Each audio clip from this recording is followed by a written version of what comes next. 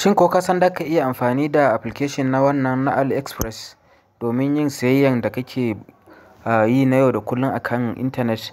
Sai dai shi wannan sayayya zai baka daman ka iya saro kaya a farashi mai sauƙi daga China zuwa ƙasan Najeriya, wanda yakan ɗauki daga sati 2 zuwa abin da ya sama haka kafin kayan ya iso. Amma za ka samu kaya a farashi mai sauƙi, abin da ya shafi kayayyakin electronics kamar yadda kuke ganin wayoyi da su face mask, su abubuwa dai da duk ka sani da ake sayarwa a irin kasuwanninmu na kayan technology da kuma kayan ado na mata da sauransu.